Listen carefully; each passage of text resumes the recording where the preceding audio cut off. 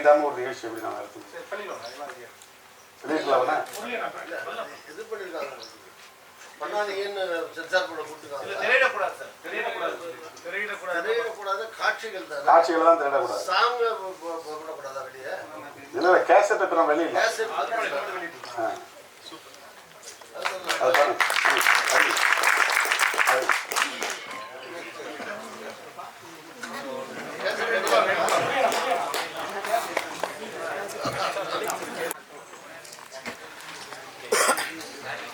நன்றி.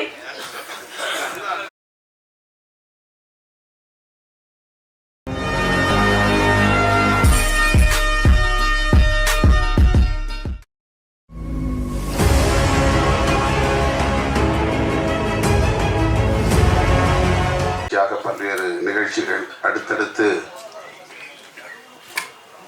பல்வேறு நிகழ்ச்சிகளில் நாம் பங்கேற்க வேண்டிய ஒரு நெருக்கடியான நிலையில்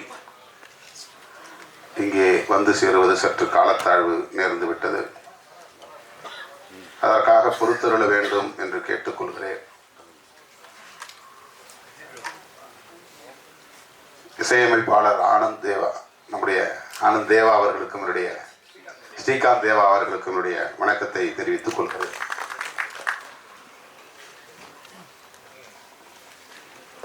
நேச முரளி அவர்கள் முற்போக்கான ஒரு இயக்குனர், சொல்லப்போனால் ஒரு இடதுசாரி சிந்தனை உள்ள இளைஞர். வணிக நோக்கில் படங்களை தயாரிக்க வேண்டும், வெற்றி பெற வேண்டும் என்றெல்லாம் விரும்பாமல் ஆண்டுக்கு ஒரு படம் அல்லது 2 ஆண்டுகளுக்கு ஒரு படம் அல்லது 3 ஆண்டுகளுக்கு ஒரு படம் என்றாலும் அது சமூக சிக்கல்கள் குறித்த உள்ளடக்கத்தை கொண்டிருக்கும் வகையில் இளைய புதிய தலைமுறையினரை முற்போக்காக சிந்திக்கக்கூடிய உந்துதலை தரக்கூடிய வகையில் படங்கள் செய்ய வேண்டும் என்கிற வேட்கை உள்ளவர். இந்த படம் பொள்ளாச்சி என்ற பெயரில் தயாரித்து இயக்கி முடித்த நிலையில் என்னை அழைத்து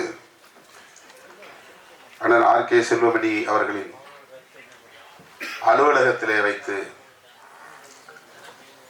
அறிமுகப்படுத்துகிற நிகழ்ச்சியையும்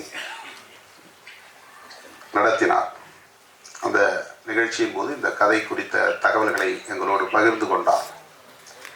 மிக துணிச்சலான ஒரு முயற்சி. பொள்ளாச்சியில் நடந்தேறியது ஒவ்வொருவரும் வெட்கி தலைகுனிய வேண்டிய மிக மோசமான, கொடூரமான, குரூரமான குற்றச்செயல். நாம் அனைவரும் அதை கடந்து சென்று விட்டோம். ஒரு நாள் செய்தியாக ஊடகங்களில் பார்த்துவிட்டு அப்படியா என்று அதிர்ச்சியோடு நாம் அடுத்த வேலைக்கு போய்விட்டோம். அது எவ்வளவு பெரிய ஆபத்தான ஒரு போக்கு. எல்லோரும் விழிப்பாக இருங்கள் என்று எச்சரிக்கை விடுக்கிற ஒரு நிகழ்வு. அதனை நாம் அனைவரும் கடந்து சென்று விட்ட நிலையிலே நேசம் முரளி மட்டும் அங்கேயே நின்று இரத்த கண்ணீர் வடிக்கக்கூடிய நிலையில் அதை ஒரு படைப்பாக்க வேண்டும். காலத்திற்கும் ஊடகங்களில் அது கிடக்க வேண்டும். அடுத்தடுத்து வருகிற தலைமுறையினர் அதை பார்க்க வேண்டும். சமூகத்தில் எப்படிப்பட்ட ஆபத்துகள் நம்மை சூழ்ந்திருக்கிறது என்பதை அவர்கள் அறிந்து கொள்ள வேண்டும் என்கிற அடிப்படையிலே அவருடைய உள்ளம் மட்டும், சிந்தனை மட்டும் பொள்ளாச்சியிலேயே நிலைகுத்தி நின்று விட்டது. அதை படமாக்கி பணமாக்க வேண்டும் என்பதல்ல அவருடைய நோக்கம். அதை படமாக்க முயற்சிப்பதே ஒரு போராட்டம் தான். அது ஒரு பெரும் முயற்சி. கடுமையான எதிர்ப்புகள், ஆபத்தான எதிர்ப்புகள் அவரை சூழ்ந்திருந்தன.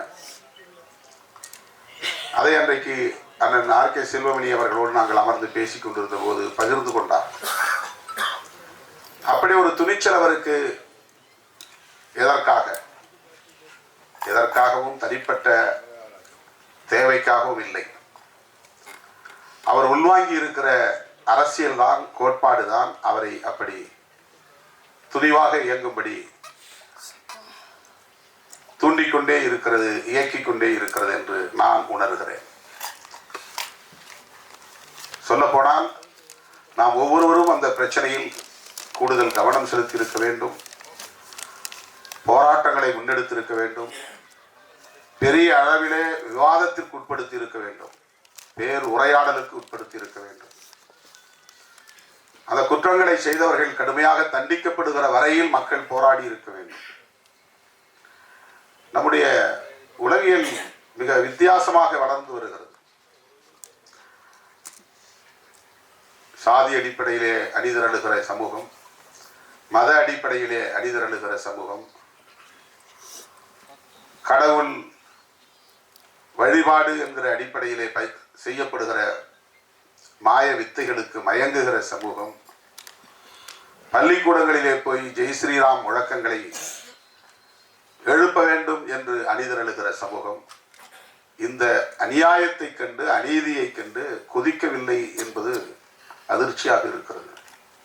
என்னையும் சேர்த்துதான் நான் சொல்லுகிறேன். நானும் அந்த நிலையில், முனைவழுங்கிய நிலையில், அந்த வரிசையில் என்னையும் உட்படுத்தி தான் நான் சொல்லுகிறேன்.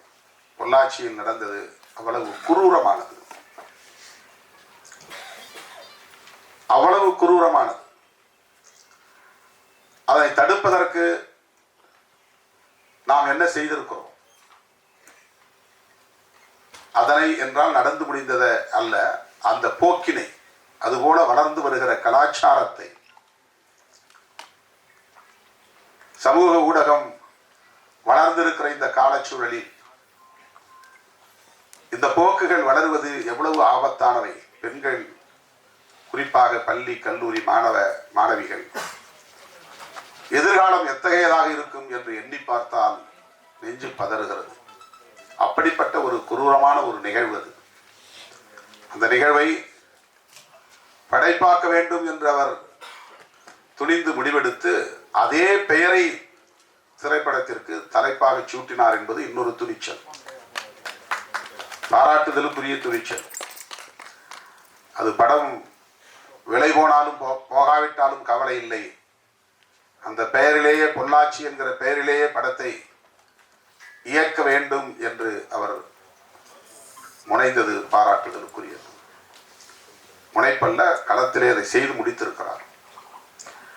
ஆக அப்போதே எல்லோரும் சொன்னார்கள், இதை எப்படி அவர்கள் தணிக்கைத்துறையினர் அனுமதிப்பார்கள், கடினம்தான் என்று தங்கள் அனுபவ அறிவிலிருந்து அன்றைக்கு கருத்துக்களை பகிர்ந்து கொண்டார்கள்.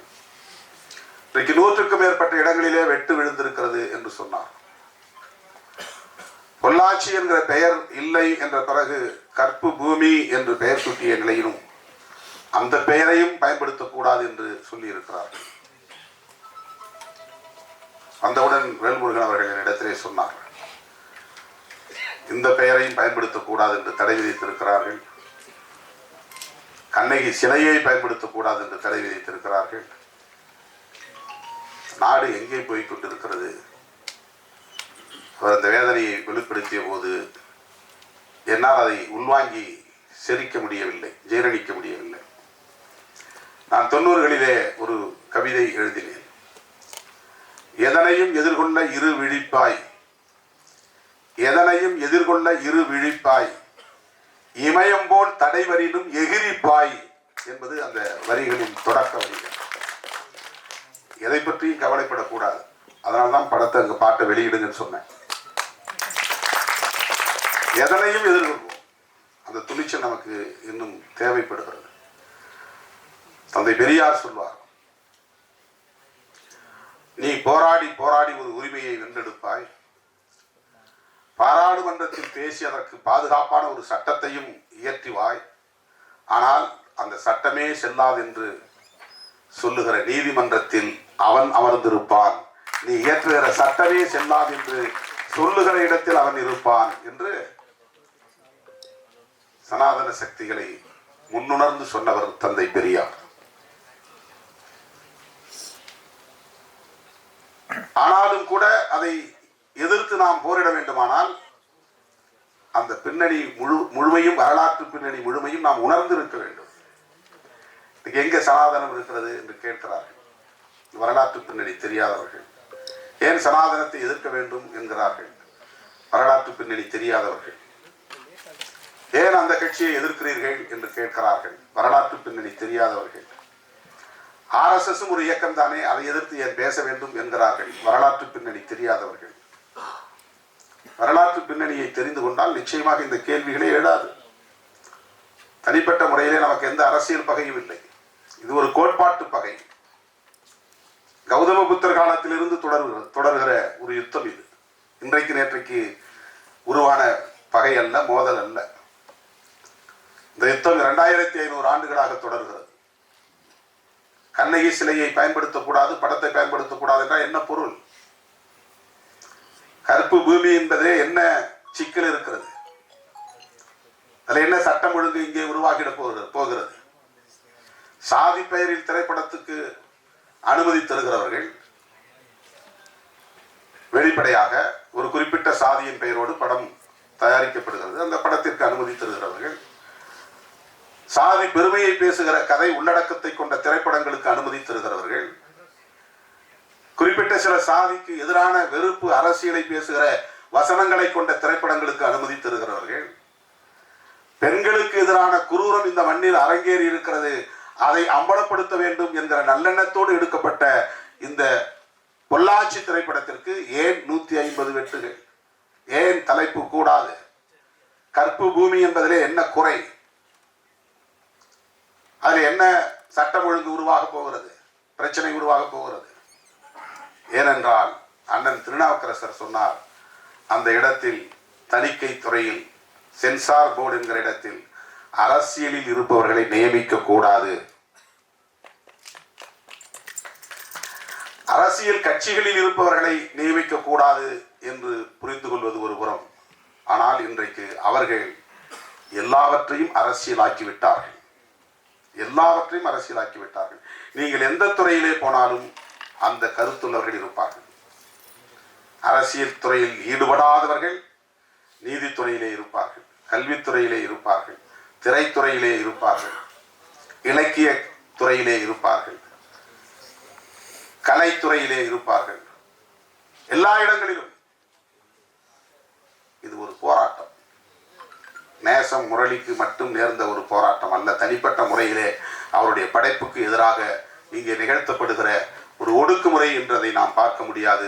கருத்தியல் சார்ந்த பகைதான் இதன் உள்ளே உள்ளடக்கமாக இருக்கிறது என்பதை நாம் புரிந்து கொள்ள வேண்டும். பெண்களுக்கு இழைக்கப்படுகிற அநீதி குறித்து, பெண்களுக்கு பாதுகாப்பு இல்லை என்கிற சூழல் குறித்து ஒரு படம் பேசக்கூடாதா? அது யாருக்கு எதிரான கருத்து? ஏன் அவர்கள் அச்சப்படுகிறார்கள்? 100க்கு 100 இது கருத்தியல் சார்ந்த ஒரு பகைதான். நேச முரளி உள்வாங்கி இருக்கிற இடதுசாரி அரசியல் தான். இடதுசாரி அரசியல் என்றால் கம்யூனிஸ்ட் என்று மட்டும் நீங்கள் எண்ணிவிடக் கூடாது. வலதுசாரி சிந்தனைக்கு எதிரான முற்போக்கான சிந்தனை அனைத்தும் இடதுசாரி சிந்தனைகள் தான். பழமைவாதத்திற்கு எதிரான சிந்தனைகள் எல்லாம் இடதுசாரி சிந்தனைகள் தான். ஜனநாயகத்தை பேசுகிற அனைத்தும் இடதுசாரி சிந்தனைகள் தான். பன்மைத்துவத்தை பேசுகிற அனைத்தும் இடதுசாரி சிந்தனைகள் தான். ஒரே நாடு ஒரே கலாச்சாரம் என்றால் அது வலதுசாரி சிந்தனை. ஒரே மதம் ஒரே கலாச்சாரம் என்றால் அது வலதுசாரி சிந்தனை, பன்மைத்துவத்திற்கு எதிரானது. ஒரே நாடு ஒரே தேர்தல் என்பது பன்மைத்துவத்திற்கு எதிரானது. ஆகவே அதை எதிர்த்து பேசுகிற, வலதுசாரி அரசியலை எதிர்த்து பேசுகிற அனைத்தும் இடதுசாரி அரசியல் தான். சிபிஐ, சிபிஐஎம், சிபிஐஎம்எல் போன்ற கட்சிகளிலே சேர்ந்தால் மட்டுமே அவர்கள் இடதுசாரிகள் என்று எண்ண தேவையில்லை. நேசம் முரளி எந்த கட்சியையும் சாராதவர், ஆனாலும் அவருடைய சிந்தனை இடதுசாரி சிந்தனை என்று நாம் புரிந்து கொள்ள வேண்டியிருக்கிறது. அருமை தோழர்களே, இது நேசம் முரளி மட்டுமே எதிர்த்து நின்று போராடக்கூடிய ஒன்று அல்ல. மேடையில் அமர்ந்திருக்கிற நாம் அனைவரும், அனைத்து தரப்பு ஜனநாயக சக்திகளும் முரளியின் பக்கத்திலே நின்று குரல் கொடுக்க வேண்டிய தேவை இருக்கிறது, போராட வேண்டிய தேவை இருக்கிறது. இந்த துறையை சென்சார் போர்டை எதிர்த்து இந்த படத்திற்காகவே நாம் ஒரு போராட்டத்தை முன்னெடுக்க வேண்டும். அதை நீங்கள் முன்னெடுத்தால் நாங்கள் இதே நிகழ்ச்சிக்கு வந்ததைப் போல அண்ணன் திருநாவுக்கரசர், அன்பு இளவல் வேல்முருகன், நான் போன்றவர்கள் கட்டாயமாக அந்த ஆர்ப்பாட்டத்திலே வந்து பங்கேற்போம் என்பதை சொல்லி வாழ்த்துக்களை கூறி வாய்ப்புக்கு நன்றி கூறி முடிக்கிறேன். நன்றி, வணக்கம். கைத்தறல் கொடுத்துடலாமா?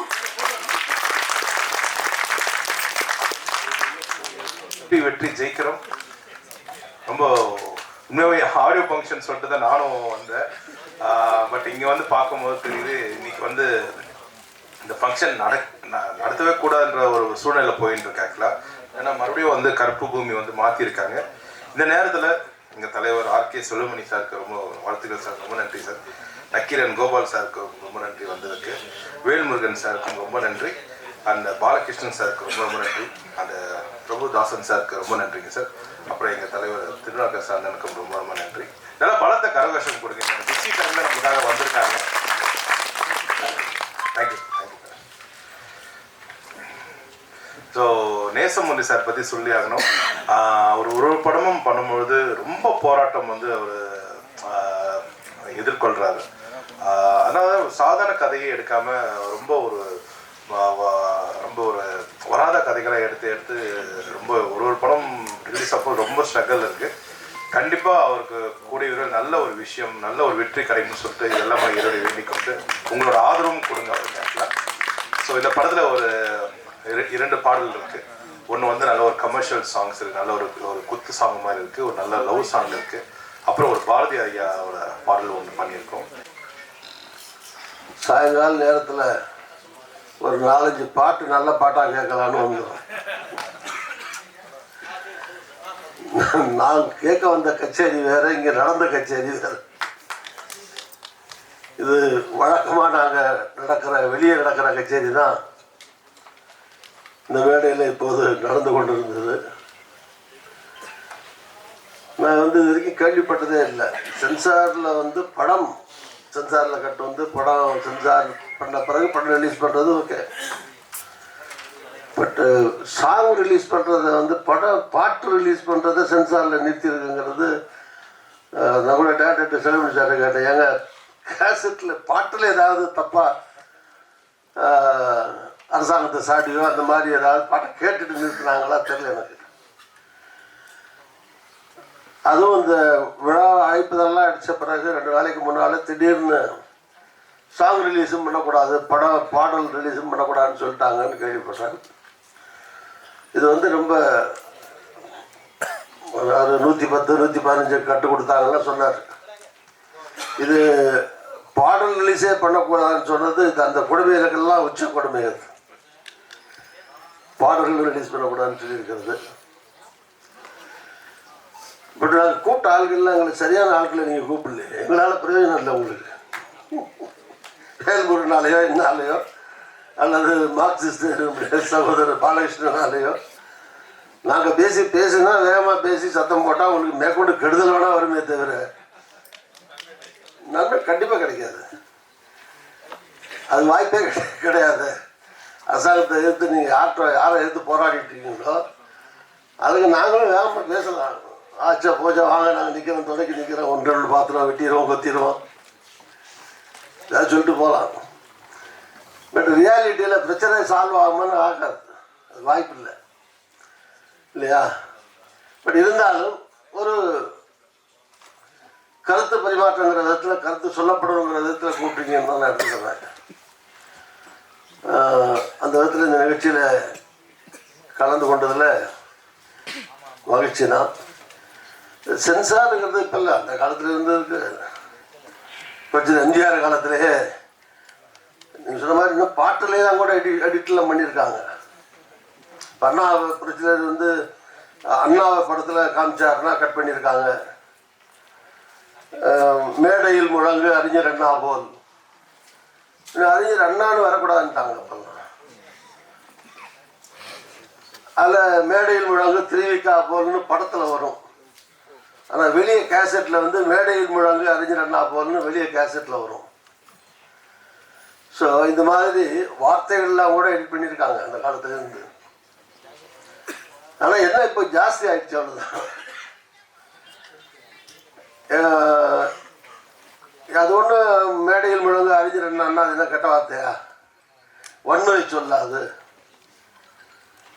ஒரு தலைவருக்கு விளம்பரம் வரக்கூடாதுங்கிறதுக்காக, அந்த கட்சி வளர்ச்சியை தடை பண்ணணுங்கிறதுக்காக அந்த காலங்களில் அது தொடர்ந்து எல்லா ஆட்சி காலங்கள்லையும் மாறி மாறி நடந்திருக்கு. இப்போ அதிகமாக நடக்குது, ஜாஸ்தியாக நடக்குது. இன்னொன்று என்னுடைய கருத்து கேட்டிங்கன்னா, இந்த சென்சார் போர்டு இருக்கு இல்லையா, சென்ட்ரல் கவர்மெண்ட் தான் போடுறாங்க. சென்சார் போர்டில் அரசியல்வாதிகளை போடக்கூடாது. எந்த கட்சி ஆட்சியில் இருக்கோ அது என்னாச்சுன்னா ஒரு ஆறுதல் பரிசு மாதிரி ஆகிப்போகுது. சென்சார் போர்டு மெம்பர்னு போட்டு வேறு மேலே ரவுண்டில் வந்து சென்ட்ரல் கவர்மெண்ட்டு சிம்பிளை போட்டுக்கலாம். அதை பாக்கெட்டில் வச்சுக்கிட்டு காட்டுறதுக்காக நாங்கள் மத்திய அரசுடைய பிரதிநிதியா, ஏதோ மத்திய அரசில் சென்ட்ரல் கவர்மெண்ட்டில் போஸ்ட்டில் இருக்க மாதிரி அது ஏதோ இப்போ போனால் 1000 ரூபா 2000 ரூபா கொடுக்குறாங்கன்னு நினைக்கிறேன். அங்கே போய் உட்காந்து படம் பார்த்தாங்கன்னா. ஸோ சினிமாவிலே சம்மந்தமே இல்லாத ஆட்களை கட்சியில் இருக்காங்கிறதுக்காக ஒரு சிலரை போட்டு விட்டுறாங்க. அது எந்த கட்சி இல்லை, இப்போ பிஜேபி இல்லை, காங்கிரஸ் இல்லை, எந்த கட்சி இருந்தாலும் இந்த சினிமாவுக்கும் கட்சிக்கும் அதை போய் அதில் கூத்த வேண்டியதில்லை. அது ஒரு தனி உலகம், இது தனி. அரசியல் வேறு, கலை உலகம் வேறு.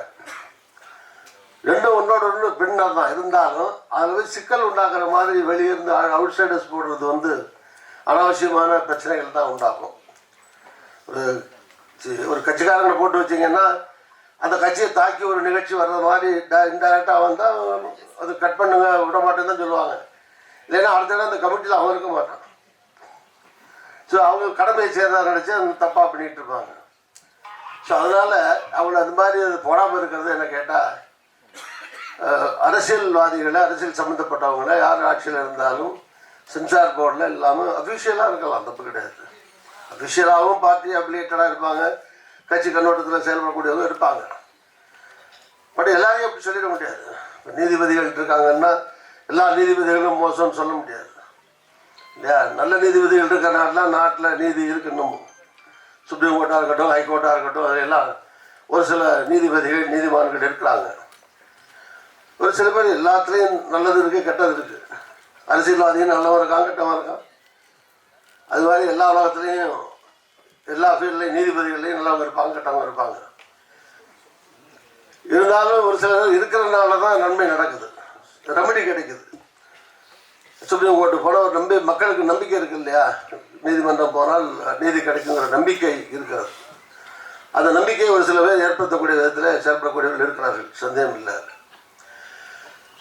நம்முடைய இயக்குனர் நான் பாராட்டுறேன். அவர் சொன்ன மாதிரி, பாலகிருஷ்ணன் சொன்ன மாதிரி, வேல்முருகன் சொன்ன மாதிரி, இந்த தாட்டை இந்த மாதிரி இந்த விஷயங்களை வச்சு, இது என்ன வெளியே நடக்கிற விஷயங்களை தான் நீங்கள் சொல்கிறீங்க. இந்த கொலையோ, கொள்ளையோ, கற்பழிப்போ, வன்முறையோ, போலீஸ் அராஜகமோ, அத்துமீறலோ, காவல் நிலைய தாக்குதலோ, காவல் நிலையத்தை கொலையோ, கற்பழிப்போ, இந்த மாதிரி விஷயங்கள்லாம் வந்து அந்த மாதிரி விஷயங்கள் நடக்கக்கூடாதுங்கிறதுக்காக தானே சொல்ல வர்றீங்க. ஸோ இது வந்து வெளியே நடக்கிற விஷயங்கள் தான் சொல்லப்படுது சினிமாவில். சில நேரங்களில் கொஞ்சம் கற்பனை கலந்து இருக்கும், அவ்வளோதான். மற்றபடி ரியாலிட்டி வாழ்க்கையில் என்ன நடக்குதோ அந்த விஷயங்கள் தான் சினிமாவில் வரதே தவிர வேற ஒன்றும் இல்லை. அதில் வந்து முற்றிலும் வந்து ஒரு கருத்து சுதந்திரத்திற்கோ அல்லது ஒரு ஒரு லட்சிய ரீதியாக ஒரு கருத்துக்கு தடை போடக்கூடாது விஷயத்தில் அந்த மாதிரி இருக்கக்கூடாது. சினிமாவில் வந்து நீங்கள் என்ன சொல்ல விரும்புகிறீங்களோ அதை முழுமையாக சொல்கிறதுக்கான சுதந்திரம் இருந்தால் தான் அது முழுமையான படைப்பாக இருக்க முடியும். பல நாடுகளில் சென்சாரே கிடையாது. நிறையா நாடுகளில் உலக அளவில் பார்த்தீங்கன்னா நிறையா கண்ட்ரீஸில் நிறையா படங்கள் வந்து சென்சார் போர்டோ, சென்சார் என்ன வேணாலும் எடுக்கலாம், என்ன வேணாலும் போட்டுக்கலாம். மக்கள் விரும்பினா பார்க்குறாங்க, விரும்பலைன்னா நிராகரிச்சுட்டு போகிறாங்க. மக்கள் ஏற்றுக்கொண்டால் தானே அது வெற்றி பெறும். அதனால் தெரிஞ்சுனோம் சென்சார் போர்டு வெளிநாடுகளில் பல நாடுகளில் சென்சார் போர்டே கிடையாது. அது மாதிரிலாம் இருக்குது. இருந்தாலும் இங்கே வந்து கொஞ்சம் ரெஸ்ட்ரிக்ஷன் இல்லாமலும் இருக்க முடியாது. பட் அதே நேரத்தில் ரீசனபிளாக இருக்கணும், நியாயமாக இருக்கணும், அவ்வளோதான். இல்லைன்னா இந்த மாதிரி இளைஞர்கள், முன்வரக்கூடிய இளைஞர்கள் பாதிக்கப்படுவாங்க. பட் அப்படி இயக்குனர் முருகேசனுக்கு வேண்டுகோள் என்னென்னா, நண்பர்கள்லாம் சொன்ன மாதிரி சினிமாவில் வந்து நீங்கள் ஒரே படத்தோடு போயிடக்கூடாது, காணாமல் போகக்கூடாது. செல்வமணி மாதிரி நிற்கணும், இல்லை தொடர்ச்சியாக இருக்கணும்னா நேக்கு போக்கோட நெளிவு சிறிவோடு நீங்கள் போனீங்கன்னா தான் தொடர்ந்து வாங்க.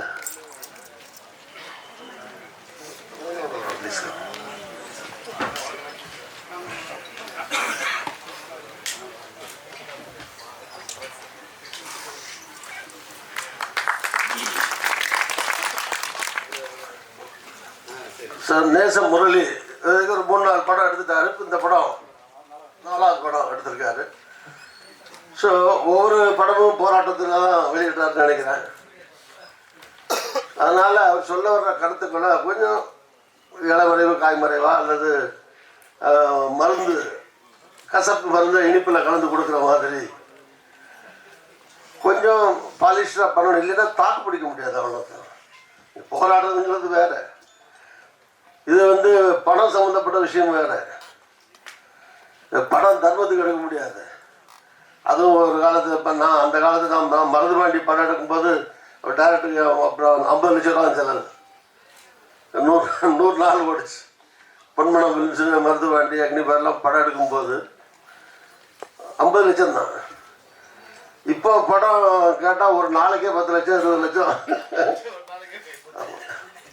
இதெல்லாம் கோடி இல்லை, அதுவும் 1 கோடி 2 கோடி இல்லை. அதனால் காலம் மாறிட்டு போகுது. நீங்கள் வந்து படம் செலவு பண்ணி கஷ்டப்பட்டு கடன் வாங்கியோ இல்லை உங்களை நம்பி ஃபைனான்ஸ் பண்ண வர்றவங்களோ, ஸோ இது வந்து அவங்க சீக்கிடுவாங்க கடைசியாக. அதனால் கொஞ்சம் ராஜதந்திரத்தோட அப்போ தான் நிலச்சி நிற்கலாம். ஓரளவுக்கு காம்ப்ரமைஸ் பண்ணிக்கிட்டு போனீங்கன்னா தான் சினிமாவில் வந்து தாக்கு பிடிக்க முடியுங்கிறது எங்களுடைய அன்பான வேண்டுகோள். பட் அதே நேரத்தில் வந்து நீங்கள் அதுக்காக பயப்பட சொல்லலை, தைரியத்தை பாராட்டுறேன், துணிச்சலை பாராட்டுறேன். பட் சினிமாவில் தொடர்ந்து வெற்றி பெறணும்னா you have to make some compromises also. அப்படி இருந்தால் தான் சினிமாவில் தொடர்ந்து நீங்கள் நீடிக்க முடியும், வெற்றிகரமான படங்களையும் தர முடியும். அதான் எல்லா நண்பர்களும் பேசினவங்க போகிறோம் அந்த அட்வைஸ் தான் உங்களுக்கு சொன்னாங்க சுற்றி. அதைத்தான் சொல்ல முடியும், வேறு என்ன சொல்ல முடியும். நீங்கள் அப்படியே பண்ணுங்கன்னா படத்தை நிறுத்திங்கன்னு சொல்கிற மாதிரி ஆகிடும் இல்லையா. ஸோ படம் ரிலீஸ் ஆகணும் இல்லையா. ஸோ அதனால அப்படி காம்ப்ரமைஸ் பண்ணி இன்னி தான் எல்லாம் பண்ணணும். இப்போ 108 கட்டினா திருப்பி நீங்கள் போய் பேசணும், குறைக்கணும், கட்ட குறைக்கணும். படம் ரிலீஸ் பண்ணி ஆகணுமே, படத்தை எடுத்துகிட்டு அப்படியே வச்சுக்க முடியாது இல்லையா. ஸோ அதனால் உங்களுடைய முயற்சி வெற்றி பெற வாழ்த்துக்கிறேன். கொஞ்சம் சின்ன சின்ன காம்ப்ரமைஸோடு தொடர்ந்து 3-4 படம் பண்ணி டைரக்டராக நிற்கிறதுலாம் பெரிய விஷயம். எல்லாம் சினிமா வந்து ரொம்ப கஷ்டமான வேலை. அது இந்தியாவிலேயே அப்படின்னா படம் நல்லா இருக்குன்னு அர்த்தம். நிறைய சென்சாரில் 109 கட்டு கொடுக்குறாங்கன்னா பயப்படுறாங்கன்னு அர்த்தம் இல்லையா. படத்தை பார்த்து பயப்படுறாங்க, உங்களை பார்த்து பயப்படுறாங்க, படத்தில் இருக்கிற காட்சிகளை பார்த்து பயப்படுறாங்க, நீங்கள் எடுத்துருக்கிற விதத்தை பார்த்து பயப்படுறாங்கன்னு அர்த்தம். ஸோ அதுலேருந்து எப்படி மீண்டு வர்றதுன்னு பார்க்கணுமே. ஸோ நீங்கள் சண்டே போட்டு படத்தை நிறுத்த முடியாத, ரிலீஸ் பண்ணி தானே ஆகணும். இல்லைன்னா அவ்வளோ செலவு பண்ணது எல்லாருடைய உழைப்பு, உங்களுடைய உழைப்பு எல்லாம் இருக்கு இல்லையா. அது என்ன பண்ணுறது.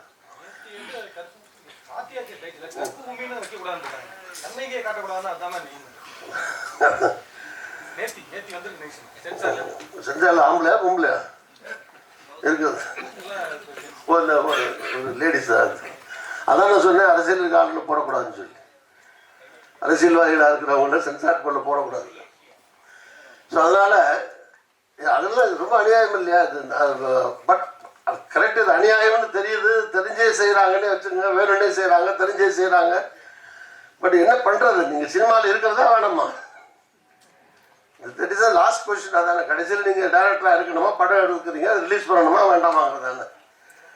ஸோ எவ்வளோ காலத்துக்கு ஃபைட் பண்ணிட்டே இருப்பீங்க. படத்தை எடுத்து முடிச்சுவிட்டு இது மாதிரி பாட்டை கூட ரிலீஸ் பண்ண முடியலை, சென்சாரில் தடை, படத்தையும் ரிலீஸ் பண்ண முடியலை அப்படின்னா இது யுத்தத்துக்கு வந்து ஒரு முடிவே இல்லாமல் போயிடுங்க. கடைசியில் இலக்கு வெற்றி தானே, வெற்றி பெறணும் இல்லையா. அந்த வெற்றியை எப்படி பெறணுங்கிறத சில ராஜேந்திரன் கூட நீங்கள் அணுகி தான் பண்ணணுமே தவிர வேறு வழியே கிடையாது. ஸோ திருப்பி போய் பார்த்து எது பேசி சண்டை போட்டு தான் வாங்கணும். அதனால் இந்த கட்டை எப்படி குறைக்க முடியுங்கிற முயற்சியில் நீங்கள் இறங்கணும் திருப்பியும். ஸோ இதுதான் எங்களுடைய ஆலோசனையை தவிர நாங்கள் போய் நான் சொன்ன மாதிரி நானோ நல்லது திருமாவோ வேல்முருகனோ இப்போ நாங்கள்லாம் செஞ்சார் பொருளில் பேசணும்னா மேற்கொண்டு இன்னொரு 10 கட்டு தான் விடுவோம் உங்களுக்கு விமோசனம் கிடைக்காது. ஏன்னா இருக்கிற அமைப்பு அப்படி, அரசாங்கம் அப்படி, அந்த மாதிரி செட்டப்பில் நடந்துக்கிட்டு இருக்கு. நாடு பூரா அப்படி தான் இருக்குது. அதில் மாற்றங்கள் வந்தால் தான் நடக்குமே தவிர வேறு ஒன்றும் வழி கிடையாது. இல்லை இந்த அளவில் இந்த படம் நல்லா வந்திருக்குன்னு நினைக்கிறேன். உங்களுடைய படம் வெற்றி பெற வாழ்த்துக்கிறேன். நீங்களும் ஒரு வெற்றி இயக்குனராக தொடர்ந்து வெற்றி நடை போட உங்களுக்கும் என்னுடைய வாழ்த்துக்களை தெரிவித்துக் கொள்கிறேன். சினிமாவுக்குள் இருக்கிற சிக்கலை நீங்கள் தான் தீர்த்துக்கணும். சினிமாவுக்கு வெளியே சிக்கல் வந்தால் நாங்கள் உதவிக்கு இருக்கலாம். நாங்கள் இங்கே இருக்கிற மேலே இருக்கிற தலைவர்களோ உங்களுடைய கட்சிகளோ வெளியே உங்களுக்கு ஏதாவது பிரச்சனைன்னா அந்த பிரச்சனைக்கு உங்களுக்கு துணை நிற்பதற்கு நாங்கள்லாம் தயாராக இருப்போம் என்பதை இந்த நேரத்தில் சொல்லி உங்களுடைய வாழ்த்துக்களை தெரிவித்தவர்களே நன்றி, வணக்கம்.